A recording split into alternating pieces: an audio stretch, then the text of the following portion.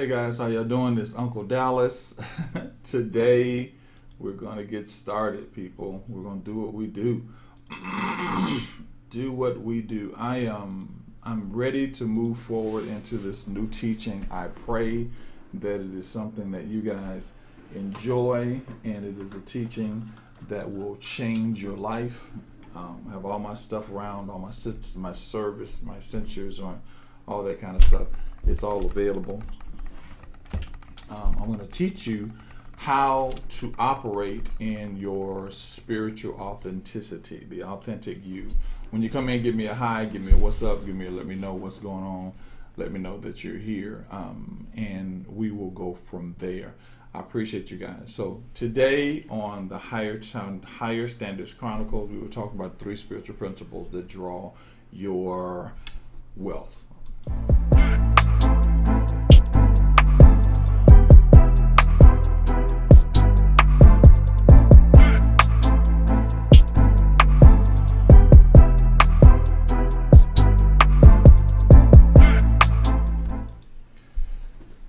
Hi guys, this is Uncle Dallas, William Dallas. I am the founder, CEO, friend, buddy of the Higher Standards Chronicles. Today we're going to talk about something very, very interesting and very, very close to my heart. The 3 principles that attract your wealth. A lot of times what people do when it comes to spiritual is we operate according to the carnal nature of what we've been brought up, or what we brought up in. So there are 3 key principles that will get you to the next level, that will get you to where you need to go. I gotta get my notes. Yeah, gotta get to where I notes. I'm not gonna give all 3 of them to you. We're gonna operate in the one as we grow, each one as we grow. And those principles have to be established according to who you are spiritually. Now, one of the things that I need you guys to understand is I have 3 different monitors. This is the monitor so that I can hear you guys talking to me, and this is the monitor to information. Of course, the camera's right there. We have another camera right there. So, as my whole peep game, check it out. Right now, you are living beneath the privileges that you have as an authentic spiritual being or a spiritual person. And the reason you're living that way is because that's how you've been trained. You've been trained to live beneath all the privileges. The reason that you've been trained to live beneath the privileges is because if you lived at the level of your privileges, you would be too powerful to be controlled. Does that make sense? The thing I tell most people is this little thing right here kind of tells everybody what's going on. There's the spiritual, there's the mental, and there's the body or the physical. We live in the physical world. We battle between the physical and the spiritual world. These are the 2 worlds that we live in. And because we live in those 2 worlds, what happens to us is we tend to rely on those 2 worlds to get from point A to point B. Now, there are a lot of different principles that we're going to talk about within each of the principles, because what we're going to do is get you to a point that you are at access to the wealth that is yours 24 hours a day, 7 days a week. Now, here's the responsibility that you're going to fall into. The responsibility that you're going to fall into is the fact that what you're trying to do or what you're trying to get accomplished, that thing that you're trying to get accomplished has to now take precedence over everything else. What's up, Sandy? Okay, for example, if you've gone to any type of religious organization for any period of time, the first thing that happens to you is there's a type of guilt that is given to you, and that guilt says that you are a sinner looking for a savior. I mean, it's a point where you go, you are this terrible person. I know the guy that can fix you. So if you listen to what I say, do what I tell you to do, you can be fixed. And so what happens now, these principles are placed inside of you, are given to you so that you can live a life of reconstruction. Now, here's the challenge. The challenge that takes place is those principles are structured according to the organization, not according to God, and definitely not according to you. they're structured according to the organization. Now, many times what happens with people is they get stuck in the midst of trying to grow to the next level. Does that make sense? Now, when they get stuck in this place, what happens to them is they then begin to look for ways to live a part of their life and a part of whatever they consider to be spiritual. Does that make sense? Okay. Let's do this right quick. So, whenever you feel like you want to go and do the right thing, or whenever you feel like you need to be whatever you feel like you need to be, you in turn find yourself going to church. But I'm trying to get my life together. I'm trying to do this. I'm trying to do this. I'm trying to do this. I'm trying to get the life together. Because in your mind, what you believe is that going to that building gives you what's necessary to operate at that level. Okay, so follow me here. This is where it's going to be kind of interesting. Your basis of all your knowledge is not in your mind. I know people say, well, you got to keep your mind. Most people say, well, think positive. Think on those things. Think this way. Think that way. Think this way. And I agree that you need to think a specific way. I do not have a problem with that. I agree you need to think a specific way. But I need you to understand something. People that operate in wealth and people that operate in religion sometimes don't connect very well. And the reason they don't connect very well is because we don't know the Spirit of God, nor do we know the spirit of who we are. My towel dropped. We don't know the Spirit of God, nor do we know the spirit of who we are. So what we do is we operate in how that particular person tells us that we're supposed to operate. So because we want to get to the person that has shown us the way, and if they've lived a life, if they drove Bentleys and have nice houses, we go, yeah, this is the path that I want.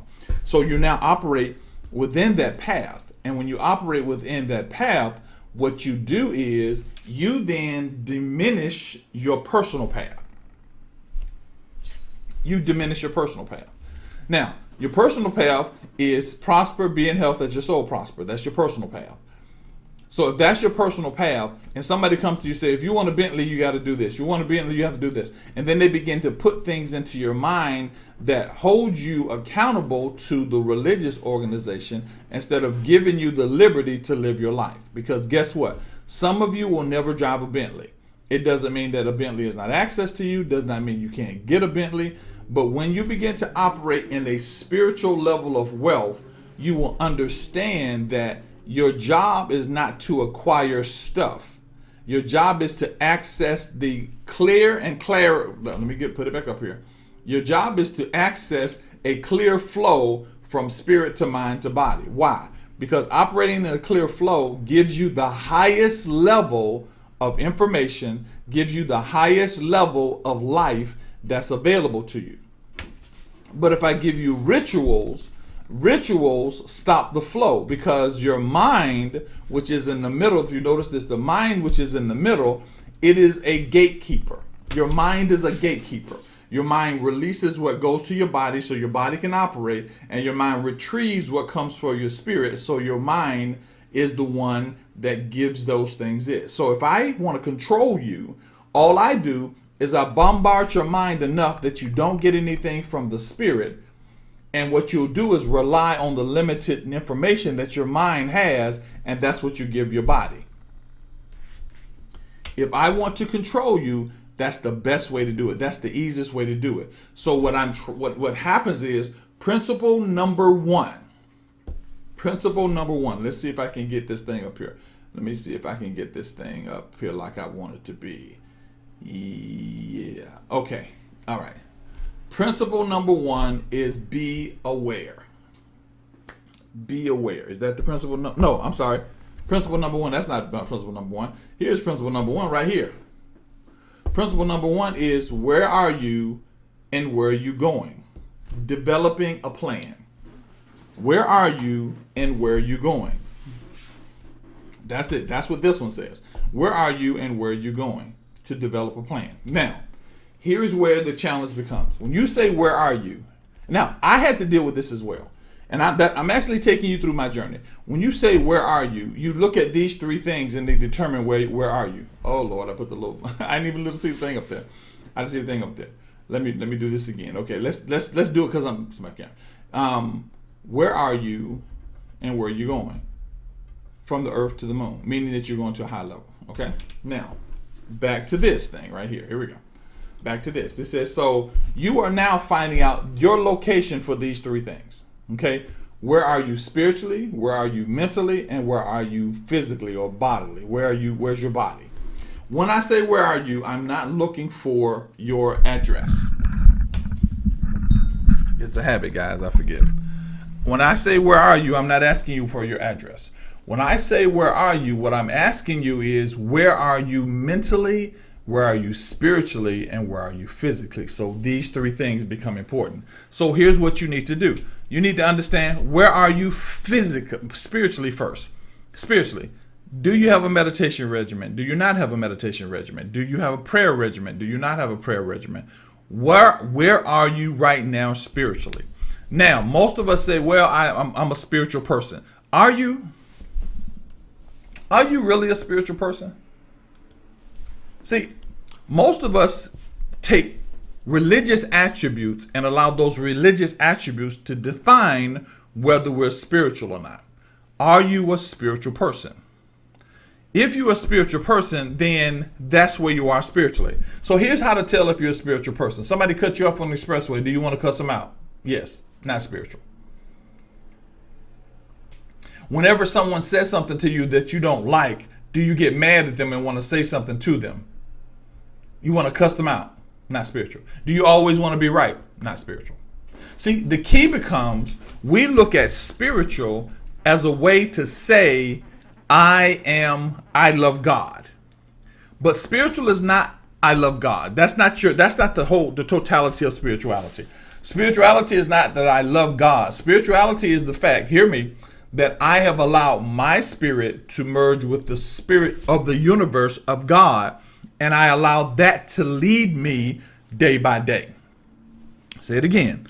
I've allowed the spirit of me to merge with the spirit of God, and I've allowed that to lead me day by day. That's a spiritual person.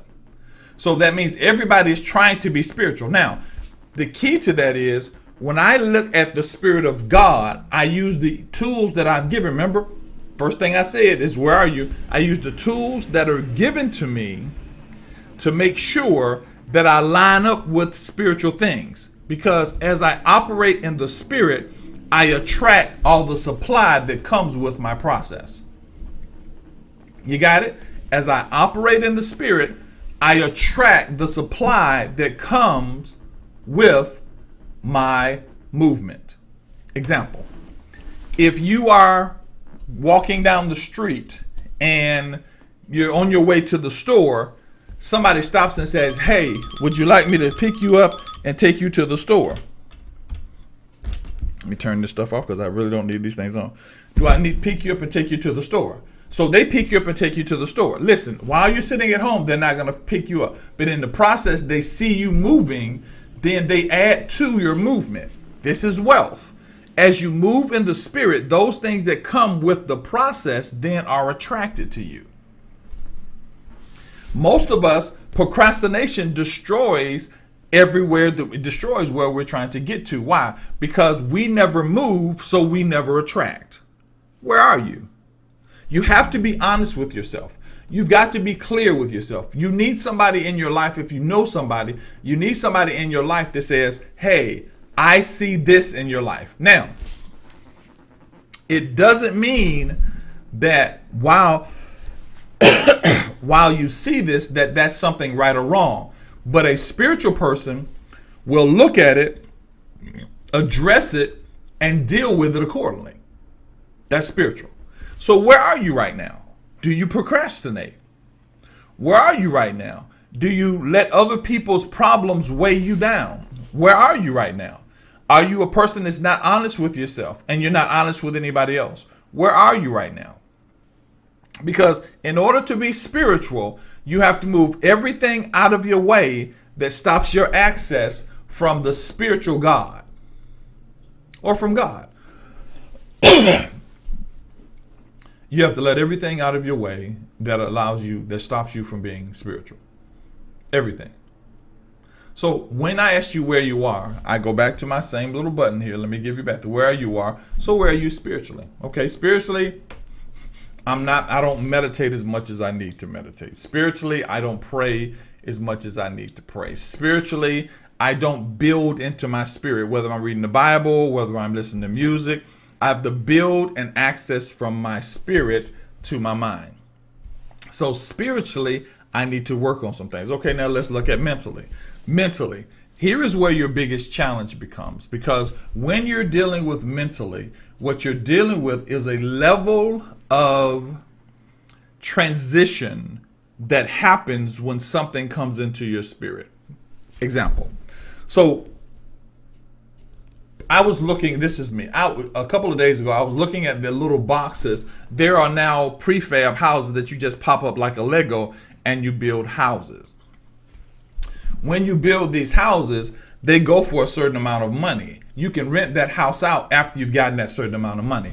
So within that process, the moment that hit my spirit, that comes to my spirit, hits my mind, I should have been writing down how to get that done.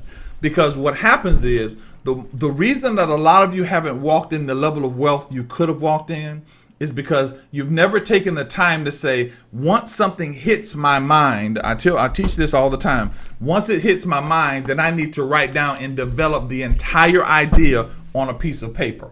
This is why the Bible says, write the vision, make it plain, that they may run that read it. William Dallas Digest, my transition. William Dallas translation version. William Dallas version. Good thing version.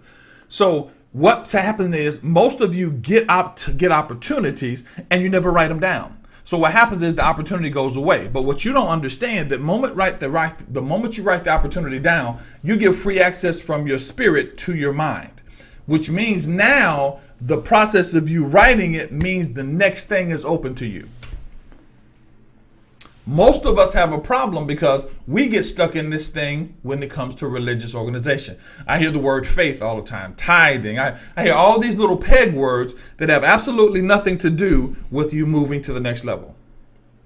Faith does not have anything to do with you moving to the next level. I'm sorry, you'll be all right. Why? Because the word faith in the Bible states a mental position. The word faith in the spirit states a physical position. Say that again. The word faith in the Bible determines a mental position. The word faith in the spirit determines a physical position. Faith is the evidence and the substance. So that means you have evidence and substance. So that means when you think faith, you're thinking in the spirit, I have evidence and substance. That's not the way the faith is supposed to be. What faith says is it's now out there. Go find it.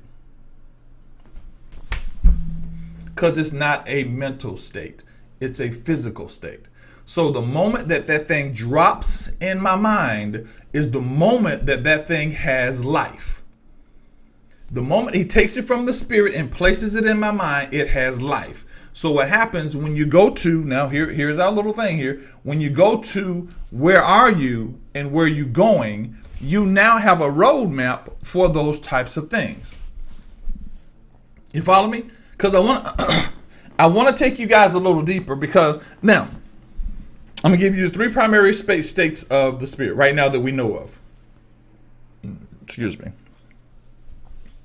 The lowest form of spirituality is religion. Lowest form. Why? Because religion is based on physical contact and physical movement. My praise, my worship, my run, my jump. All those things that religion is based on. That is why a pastor will get up and say, I need you to praise God. And if you don't get up and do some type of physical action, he thinks you're not praising God. Religion is the lowest level of spirituality. The second lowest level is Christianity. Why? Because Christianity carries a level of pride with it. What Christianity says is, I have said the appropriate prayer and I do the appropriate things. Now I am a Christian. That is a lower level than a spiritual person. Why? Because my confession of Christianity and my belief in physical movement of my confession of Christianity and my physical movement according to religion spirit does not give me the access to God that it needs to give me. I need y'all to hear me. This is why Christ says, I only do that I see the Father do. Why? Because Christianity is a training form for spirituality. Christianity is a training ground for spirituality. That's where a lot of people have problems. So when people start operating in Christianity, I already know they're not mature in the spirit.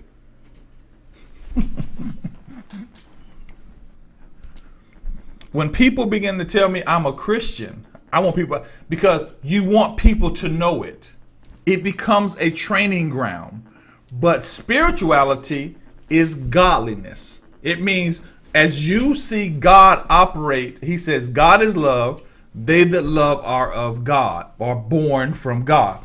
So when you operate in the attributes of love, that means as God loves the world, so you should love the world. So that means you can't be rude to people because they were rude to you. Now, let me clear some things up. That does not mean you become someone's mat. That doesn't mean that people can walk all over you and do all the kinds of things they want to do to you. That's not what that means. What that means is you stand behind the truth and you speak the truth. If someone is rude, you simply say, bruh, that's kind of rude. And you don't have to address it with emotion, because with the godly person, with a spiritual person, they don't add emotion to godly processes. I've learned this. They don't add emotion to godly processes. And because they don't add emotion to godly processes, they see godly responses and godly production.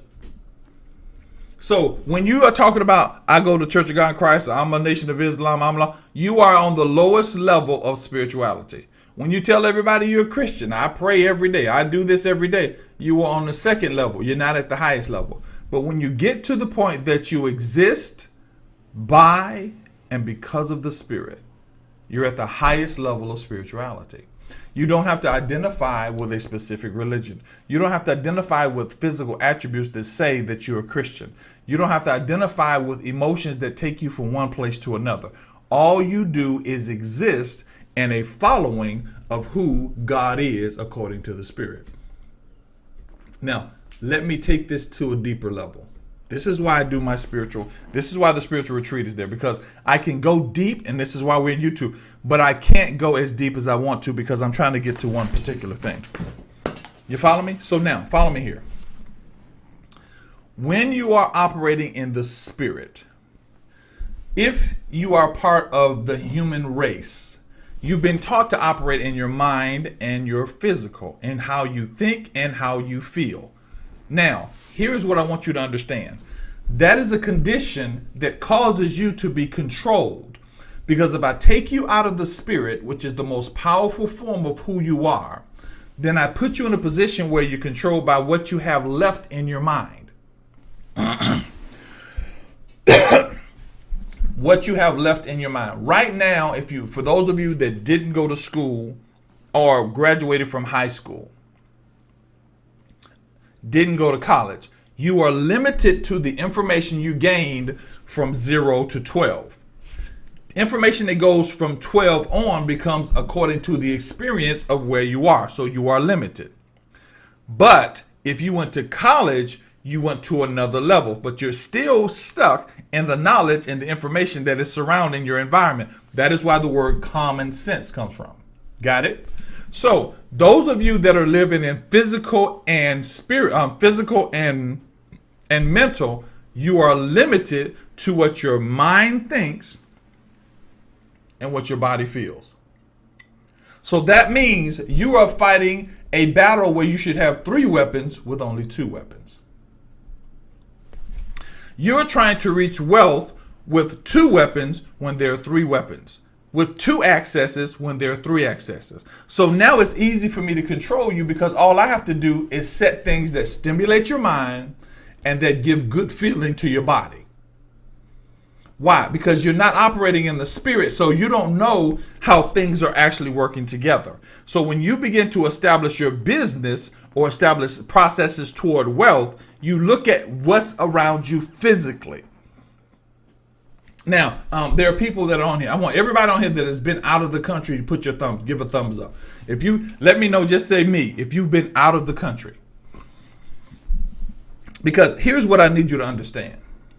I am walking around here going, why are my people not in the wealth? Why are they not making the money they need to make? Why are they not living the life they need to live?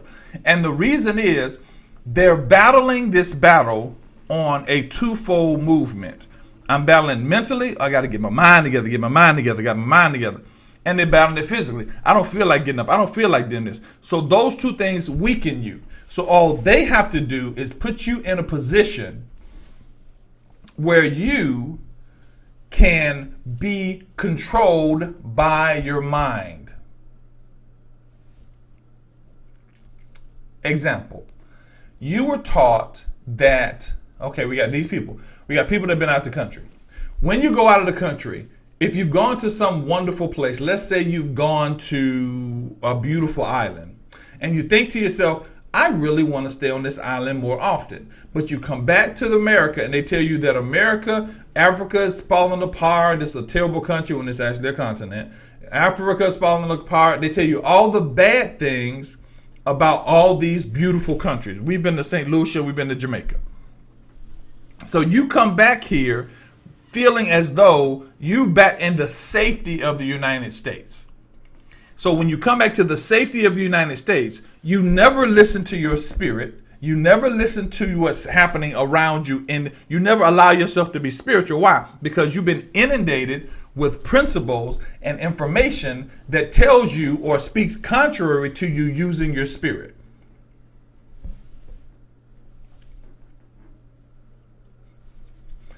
You have been taught not to use your spirit. What they've actually taught you is how not to be yourself. So what's taking place is you've been given alternative identity complex. Let me say that again. Alternative identity complex. What an alternative identity complex is, it's giving you an alternative to the power that you have. They've given you an alternate to being powerful. So they've given you weakness that is empowered by what they offer you. For example, healing is a part of your spirit. Whether it is a supernatural healing, or whether it is an herbal healing, or whether it's a doctoral healing. Healing is a part of it. So if I keep telling you that COVID's going to get you, cancer is going to get you, all these things are going to get you, I never let you rely on the fact to say, my mind does not dictate my movement, my spirit does. So now I got you on the ropes. So what you have to do, and I wrote this down, you have to uproot that stuff. You have to uproot that stuff. Yes, I know I'm telling you about the wealth that's attracted to you. Let me see what I got. Oh man, oh sorry, 10:30, good. The wealth that you unrooted. But what you have to realize is you are powerful enough to establish all the things you need. So first thing you have to do, let's give you some one by one. Number one, you got to uproot it. Uproot everything. When you begin to think about what are you going to do, where are you right now? Let me just go back. Where are you right now? What's your destination? So right now, I need to get my spiritual together. Number two, I need to stop listening to my physical and give time for meditation and prayer to listen to the spiritual person. Because what I'm doing when I listen to my spirit, I'm having a conversation with unlimited knowledge. When I meditate, I'm having a conversation with the power that is me. When I pray, I am communing with unlimited knowledge and unlimited power. So when I tell you that I meditate and pray every day, that means I am connecting to unlimited power, that I'm speaking commands according to that power. So you decide you want to start a business. Stop trying to start a business. Start trying to figure out, okay, I'm allowing myself through meditation and prayer to determine where is the value in what's around me. Because number 2, tomorrow's principle is be aware. Because being aware is a big thing. So what happens is, what you're watching happen is, arbitrarily, people that are in business that are making millions of dollars are operating in spiritual principles that they don't even know they're operating in. Because the spiritual principle is universal. It does not stop because somebody likes it or somebody doesn't like it. It's universal. The challenge that has happened to you is you've been limited to physical. And because you're limited to physical, you don't understand universal law. And when you don't understand universal law, you operate in local law or personal law. When you operate in local law or personal principles, local principles or personal principles, and other than universal principles, you only get personal stuff or local stuff. So you get $20 for gas because you're amazed that gas was given to you for $20. You get somebody that'll open the door for you. You are dealing with local law. So when you begin to deal with universal principles say when you go to Florida, somebody's going to offer you $1 billion idea. But if you are limited to local and environmental principles, you're not going to see it as that. You're going to say, oh my God, I can't do that, because you can't. But you are access to something or someone that can get it done. The challenge that you have, because there's no such thing as a problem to a spiritual person. That's why I keep catching myself and say, wait a minute, there's no problem. It's a spiritual fact, or it's a challenge. So you have to uproot that stuff. Get past your procrastination. Every time an idea comes, write it out completely. Here's how you do that. Write it out as if it was 5 years from today. What would it look like? For example, I told you about the processes about the house. I already know what it's going to look like. So all I need is a piece of land. Once I get the piece of land, I work it out, because you write the whole thing out. Second thing you do, once you uproot those things, when you get the idea, you write it down. Once you write it down, you put into action the things you can to make that thing happen. You got it? Now, think of what will stop you from doing it today. What will stop you from doing it today? Everything you're dealing with, you got to uproot your insecurities. You got to uproot the fact that I don't like doing that. You got to get I don't like out of your mind. You got to get I don't feel like out of your mind. You got to get I don't think out of your mind. You have to say, I will meditate and I will pray until I gain the access to where I'm trying to get to. I will meditate and I will pray till I gain the access to where I'm getting to. I was talking to a young lady who's probably on here. She said, I should come to your spiritual retreat, but I said I was going to do something else and I made a promise to something else. See, these are the kind of things that I'm talking about, guys. Now, I think she should go because she promised. But let me tell you something I want you to understand. When you begin to uproot those things, you begin to stop trying to think how people are going to feel about you if you move into that area. You begin to stop wondering how folks think. You stop pre-thinking. Spiritual people don't forethink what people are going to do. You don't believe, if I'm going to do something, I know that's going to hurt their feeling. You don't know anything, because if you are a spiritual person, you're waiting for a command or an access to that thing. Well, I know what they're going to say. You don't know what anybody's going to say unless you can read that person's mind. That's a Christian thing. That's a Christian thing. A Christian thing tries not to step on people's feet and do the wrong thing. A spiritual person gets the command, does what the command says, end of conversation. A spiritual person, they hear it and they obey. I only do that I see my Father do. Period. The reason that wealth has avoided you is because you have placed emotions in places where the spirit should have been. So you've tried to figure out how it's going to work out instead of relying on the information that will show you how to work it out. What causes wealth to draw toward you is the understanding that I am powerful enough, I have enough access to the universal God that I can actually move in the level that He's given to me. If He assigns it to you, He gave you the power or the access to get it done. So you've got to uproot all these feelings of insecurity, all these feelings of lack of ability. You got to uproot all of this stuff so that you can operate at the level that will change your life. When you understand that, you understand where are you and where you going. Where are you and where you going? So right now, today's lesson, here's your assignment. Sit down and write out the things you need to work on to get to your next level. Write down the things you need to work on to get to the next level. I was going to stop in 30 minutes, but the first one I'm going to go ahead and take it to an hour. Write down every idea you have. Write it down. I'm gonna show you guys something, and I'm gonna see if I can pull it up. I'll try to pull it up right now. I'm gonna show you guys something that I did years ago. Do you know the reason that money finds me and the reason I make money? And money always comes to me, and I'm gonna see if I can show you guys this. Let me see if it works. I'll look on this camera. Come on. No, it's not going to focus. Yeah, it's not going to focus. Anyway. All right. So here's the focus. I'm going to try to do it like this. If you look at all this right here, y'all see it moving. Okay. All of that, I wrote down every idea that I thought would make me money. When it comes to me, I wrote it down. There are 56 ways. Yeah, you can't see it. There are 56 ways for me to make money. Each one of those I begin to write out. I wrote them out because I believe that they were not given to me just to have something to say, oh, I have an idea. See, I have an idea not doing anything with the idea. That's Christian stuff. Why? Because you're still in religious and Christian training. Hear me now. Y'all gonna like this.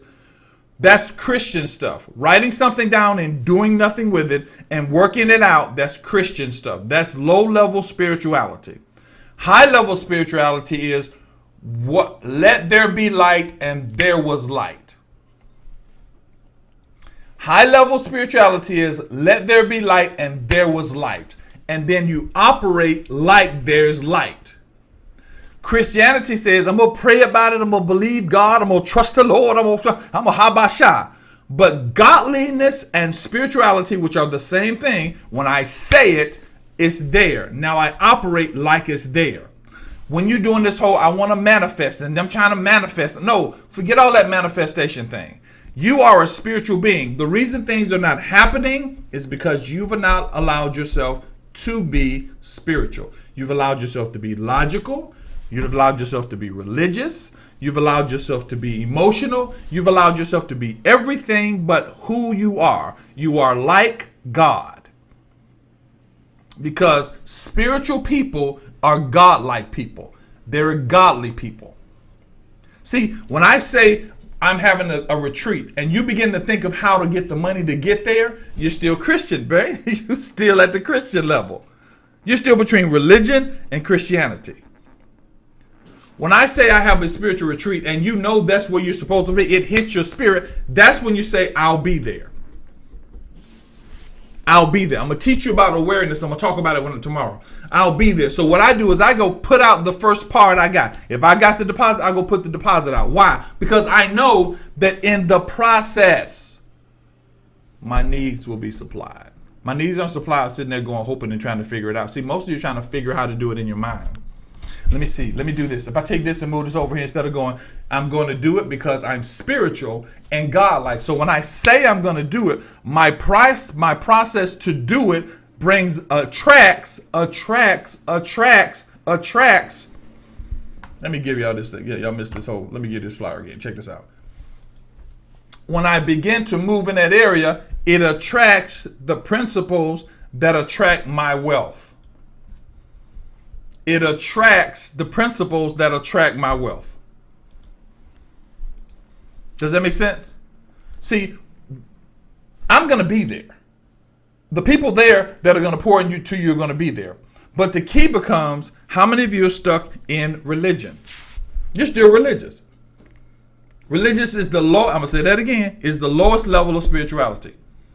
Being attached to a religion because you believe that religion is of God? Really? That's what you think God?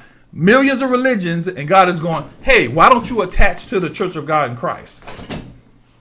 I did it. I was Church of God in Christ for years. Religion, why don't you attach to the Baptists? Why? Because that is the lowest level of spirituality. That's why I watch these brothers around here talking about they Nation of Islam or they're Hebrew Israelites. I'm going, man, y'all ain't got it. Y'all ain't got it yet. Y'all ain't got it. And the reason they don't have it is because we want our identity to be seen. We want people to know that I sing my song in my church or I do this thing. Why? Because that represents an identity of a good person. But you don't just want to be good when someone says something to you, just go, no, I'm not even going to argue about that and walk away. Because a Christian person wants to be seen at a level where you can be identified with good or bad. A godly person, which is a spiritual person, simply wants to connect to God in such a way that there is no difference between how I operate on this level and how he operates on this level. See, the key that you have to understand, and let me see if I got this here. The key that you have to understand, I hope I have this one here. Yeah. The key that you have to understand when it comes to you doing this is what is the difference in wealth and riches? The difference in wealth and riches. What is the difference between wealth and riches? That's where the key becomes. Because wealth is felt, riches are seen. See, that's how we get to be controlled. The reason we get to be controlled is we are now there's some of you right now that are watching me going, oh my God, he is against God. He must not know what he's talking about. There's some of you right now that are watching me today that are going to watch this later on. If you watch it on, make sure you subscribe and hit that bell so you can know when we come on. This is going to be for the next 3 days. Little plug. That are looking at me going, oh my God, because your spirit is trying to show you something different, but your mind is fighting it because you've been designed to praise and been designed to worship, and you've been designed to be a Christian. You've not been designed to be spiritual. Because if you're spiritual, every piece of information that you read, every piece of information goes through the cycle of all things working together for the good. If you're a Christian, you just read the Bible. Why? Because you believe that reading the Bible and the attributes of the Word of God, which I'll call it the Word of God, I preached for 25 years. You believe, though, that's enough for you to operate at the level that God called you. And in some cases, I understand. The key to that thing is understanding that that is to move emotions out of the way. There are times when God is an angry God. So you think, okay, I can be angry. That Jesus was in the Garden of Gethsemane and he was saying, if you could take this cup from me, that means I can be regretful. But those things are to say it's time for the next level. So you go, I'm coming to the retreat. You put your deposit down. Heck, you decide I'm getting the car. Why? Because now you realize that your spirit is the guide and not your emotion and not your physical. Because here's the funny thing. Right now, you may not have a dime to your name, but tomorrow you can have $1,000. Day after that, you can have $1 million. But if you don't operate in the process that organically attracts that stuff to you, tomorrow you have the same amount of money you had today. Tomorrow you have the same opportunities you had today. Why? Because you've never done anything. The one thing that I know our religious organizations have done is doing the same thing and expecting different results is a form of insanity. You have to understand, if you don't move, you don't grow. So I want to start a business. I want to be wealthy. You have to start moving into the areas that are connected to your spirit. Well, I don't know. Get your prayer together, get your meditation. Your meditation is speaking to the authentic you. All the things out of my way, I don't think about it, I don't move about it. Your prayer goes to God and the universal access of information. You will be in the shower, he'll tell you something, go write that thing down and begin to operate in the thing. Because between where you are and where you're going is development. Between where you are and where you're going is development. When you understand where you are and where you're going, and you begin to understand development. Where are we? Yeah. Oh, got about 15 minutes, guys. Where are you? And you begin to develop. You begin to understand this. So your assignment. Your assignment is to take a piece of paper. If you do not have a notepad, this is one of the ones my wife gave me. Now I know you guys can see that. Yeah, this is one of the ones my wife gave me, and it says, "Faith makes all things possible." Let me jump on that issue that I'm going. But if you do not have that and a pen close to you, wherever you go, if you don't have these two things, you have hindered a portion of your growth. You're going to hinder a portion of your growth because you need to have those two things at your access, at your availability. So let me deal with this faith thing. Okay. If you read down through the book of Hebrews, the 11th chapter, you see all the different things. Faith is the evidence of things hoped for, the substance of things seen. By faith, obtaining Abraham obtained. Everybody obtained.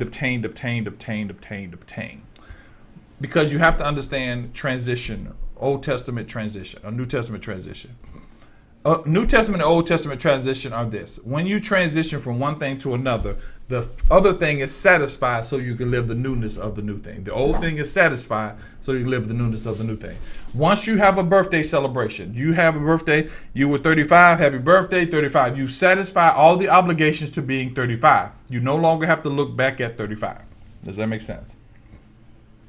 So what happens is, we took Old Testament traits and attributes and we brought them to the New Testament and said, this is what faith is.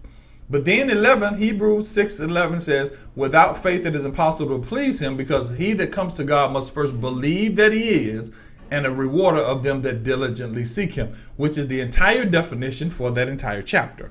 So when you look at faith, you look at faithfulness to it. So you write it down, you become faithful to it. This is wealth. Write it down, become faithful to it. So do it this way. I told you I have an idea.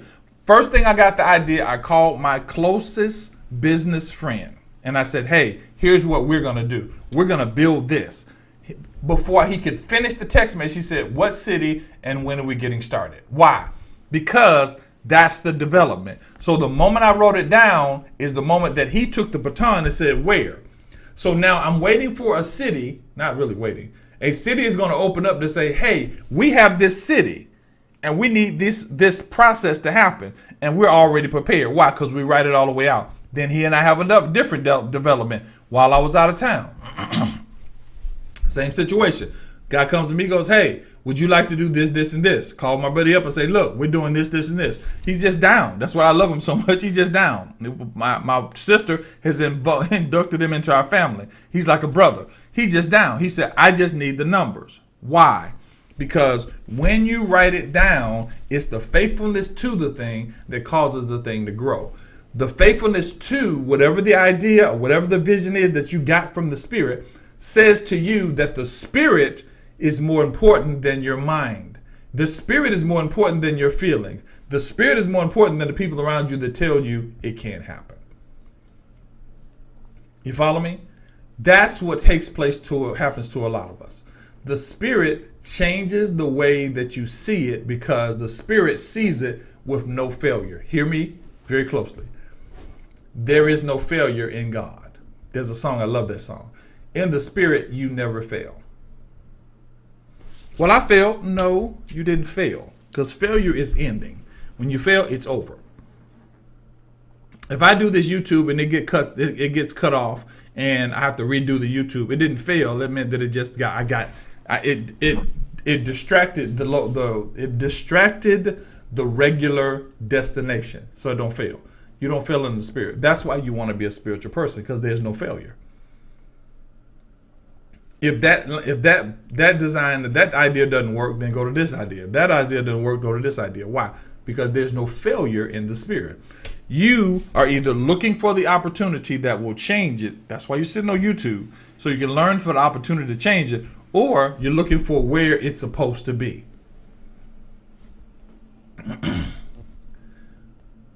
A friend of mine called me up the other day and said, hey, I'm about to lose my house. And I gave her some things to help her to lose her house. And she said, wow. I said, here's what I need you to understand. I said, what if by chance Because see, we've been sold the whole, what is it? The American dream. The American dream is, here's the American dream uncut. The American dream is come out, get a house, pay 30 years for the house, stay controlled by the house, then buy a car that puts you under more control, then get kids that now put you as an obligation so you won't leave the house and the car, and then let us control you with all the information that comes because of it. When by that same token too, she said, what if I lose the house? I said, let's say if you got the house. You lose the house, then you go get you an apartment. An apartment is a bad thing because in people's minds, apartment means that you don't own nothing. No, apartment doesn't mean that. Apartment means that you're paying for the freedom to go wherever you want to go while you own a house that somebody else is living in. So the American dream was to own property. The American dream was not to be paying a 30-year or 15-year mortgage. The American dream was to own property and pass property down. The reason that you have a property is not so it'll tie you down for 30 years. It's so you have something to pass to your children. So your reason to have children is so children can carry on the lineage. That's the dream. The dream was never own a house and a car. So now they got you locked into houses and cars. I got to give me a new house. I got to give me a new house. I got to give me a new house. They got you locked in the houses and car. Now I control your wealth growth.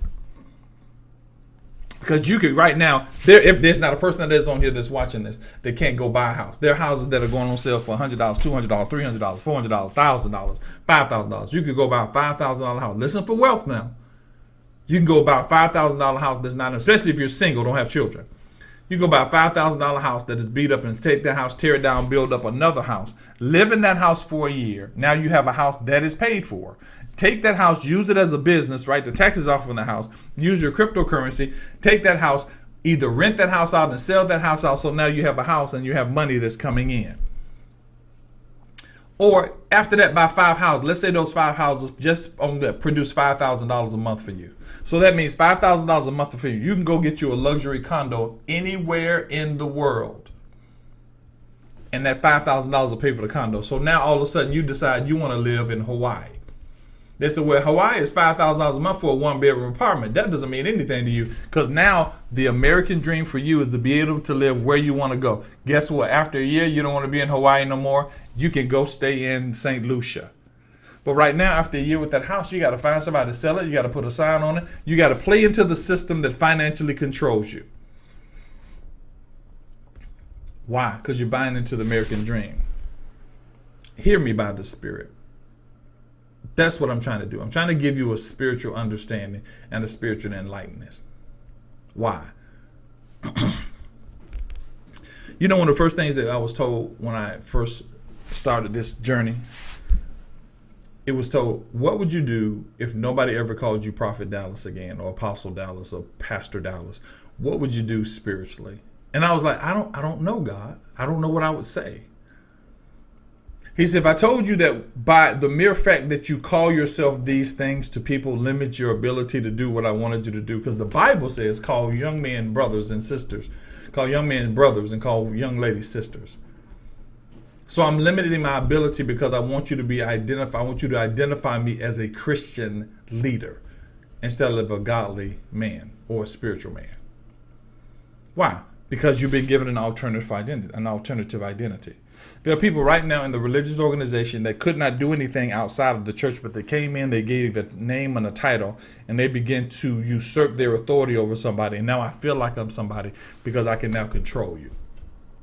And my title says, don't stand on the pulpit. Don't touch the man of God. Don't.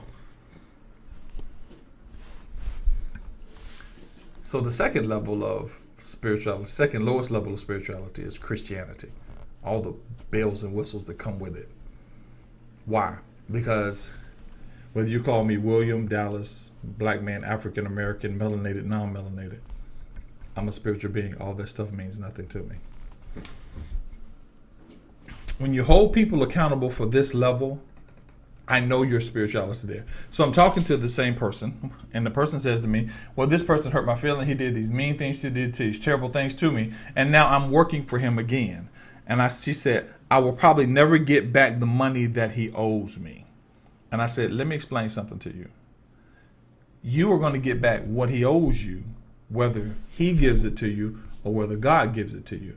But see, as a Christian person, we want people to feel like they did it to me. I want you to fix it. And that's okay. That's nothing wrong with that. But that's Christian. Godly is, it's done. I'm going someplace else. It's going to be fixed.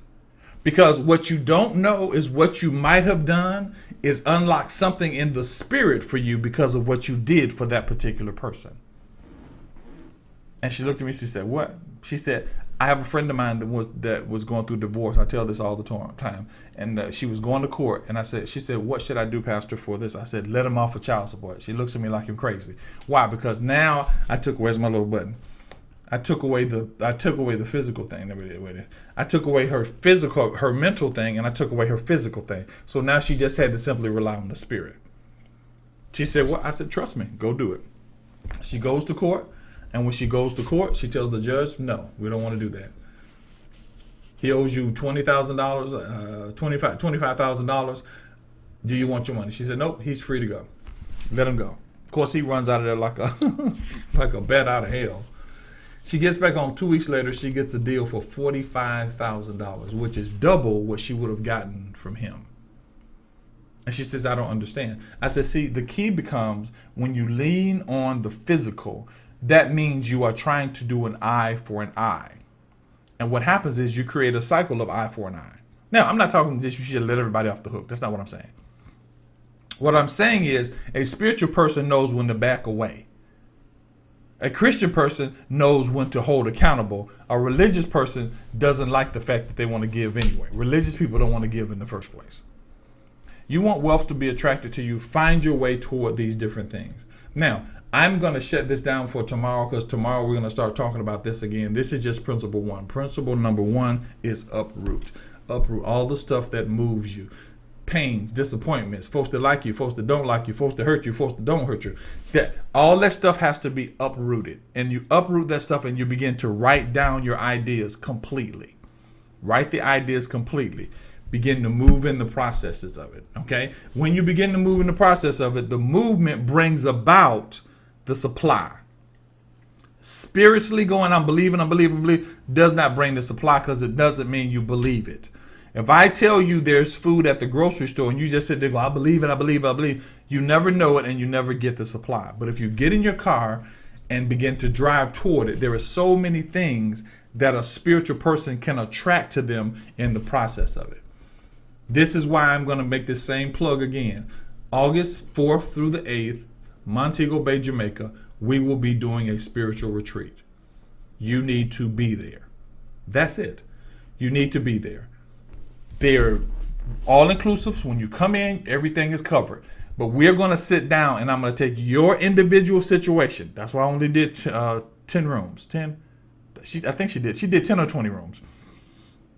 I'm going to take your individual situation. I'm going to give you a spiritual insight on that personally. I'm going to sit down with you. We're going to write down how you get from point A to point B, how to operate in the spiritual level and how to operate at a next level where things begin to happen. Why? Because what we've done is even people that don't go to church, I don't care if you've never been to church before in your life, you're still spiritual. And because you're spiritual, there are things that belong to you. It's an extra stream of income that you're missing out on. So those of you that want to be a part of it, not even those, everybody needs to go to my Instagram and DM me and begin to put your deposit down and get there so we can go to another level. Here's the other thing about that. Imagine what it would be like to be around a bunch of spiritual people that think the same way you do. Because now we begin to interchange. Each person says, hey, I know this person, I can help you out. Just wanted to throw that out there. You need a passport and a plane ticket. Those two things we don't supply. But you will be there and you will see this at a different level. That's it, guys. That's it, boys and girls. That's it. I appreciate you guys for stopping by the YouTube channel. I thank you. Make sure you subscribe. Now, excuse me. Make sure you subscribe. Tomorrow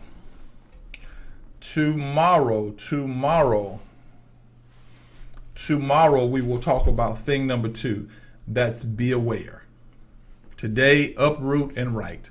Your assignment is between now and tomorrow, write down all the things that you want to get done. I forgot I left this thing standing here.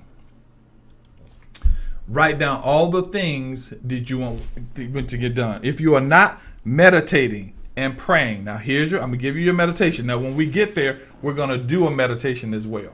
We're gonna do a meditation. It's a guided meditation. Now why? It's not a guided meditation to guide you. It's a meditation so you'll know how to do it. Your meditation is simply speaking to that person. I go beyond. This meditation. I go beyond my pains and my disappointments, the distractions, all the things that distract me from my destination. I can do it. I do it, and I'll make it happen. I do it, and I'll make it happen. I'll continually make it happen, and then you get up and do something. My prayer is, God, put me on the path that best benefits my destination. Somebody write that down.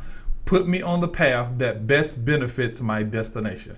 Put me on the path that best benefits my destination. It's okay to have a notepad and a pen around you and do that. Once you do that, you're getting into the habit to attract those things that belong to you. And what you're really doing is doing revelation. And revelation means you can see it. That's it. That's it, my friends. Are there any questions, comments, or concerns? Are there any questions, comments, and concerns? Now, for those of you that have already paid, now I'm sorry for those people. Those of you that already paid for the retreat, we got some special stuff that we're doing for you, so you be ready to be there. We're going to be in the sun. We're going to be in Montego Bay, Jamaica. We're going to have a wonderful time. So thank you very much for those. Those of you that are waiting for whatever the situation was, waiting for your ship to come in or for your boo to pay child support, whatever the situation is, I'm waiting for you. We expect you to be there. We hope you're going to enjoy it and hope you're going to be there. We thank you very much for all the things that you've done to be a part of it. So that's it. That's it. Thank you very much. Everybody that's on Instagram, make sure tomorrow you're on YouTube. All the people on YouTube, make sure you subscribe. Share this video with someone. Tell somebody that you know needs to hear it, to listen. It is still there. We're going to play it on YouTube so that you can watch it anytime you want to. So I appreciate you. I appreciate you. I thank you very much for your time. And I will see you tomorrow at 10:30, not at 10 o'clock, at 10:30. I'm William Dallas. This is the Higher Standards Chronicles. I love you guys. Peace.